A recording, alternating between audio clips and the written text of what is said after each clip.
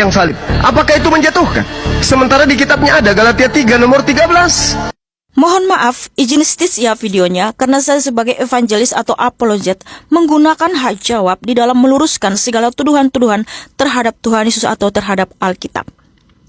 Saudara kita Juma ini bukan hanya 1-2 kali insulting Tuhan Yesus Kristus, tetapi berulang-ulang kali setiap beliau live, dia dengan seenaknya, dengan bebas membahas Alkitab, insulting dan menjatuhkan Tuhan Yesus Kristus. Tapi kita tidak perlu demo, karena kita percaya Tuhan Yesus Kristus adalah Allah yang maha besar. Dia tidak perlu dibela. Saya yakin dan percaya Tuhan Yesus akan bertindak sesuai dengan waktunya terhadap Juma. Oleh karena itu, kita sebagai anak Tuhan Yesus berdoa bagi jiwa ini, karena sangat kasihan sekali apabila tidak bertobat insulting Tuhan Yesus Kristus. Galatia 3 ayat 13. Di situ bukan menjatuhkan atau merendahkan Tuhan Yesus.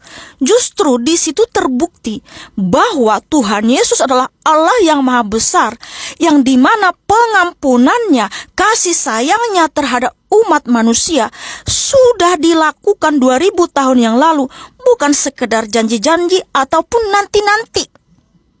Sebab siapa yang bisa membebaskan atau menebus manusia dari kutuk hukum Taurat kalau bukan Allah itu sendiri? Dialah Yesus Kristus. Jadi di sini orang-orang yang menolak karya penyelamatan, karya penebusan memang akan selalu mempermasalahkan kutuk. Ibarat ada kata pepatah, mustahil memberitahu kepada seekor lalat bahwa manisnya madu, tetap saja dia mencari kerian.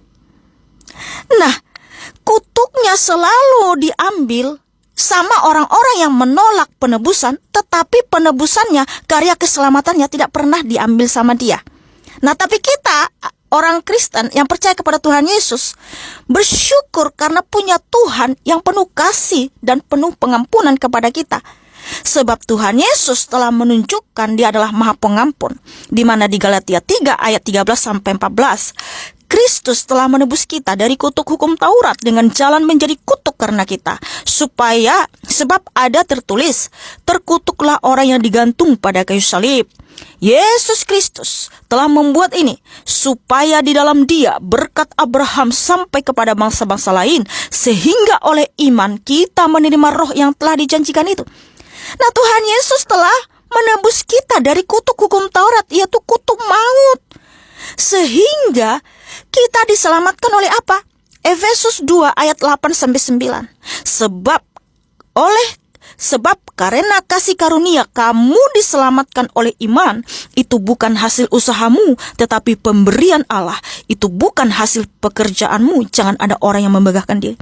Jadi kita selamat bukan karena amal-amal atau karena kebaikan kita, sebab surga itu nggak bisa disuap.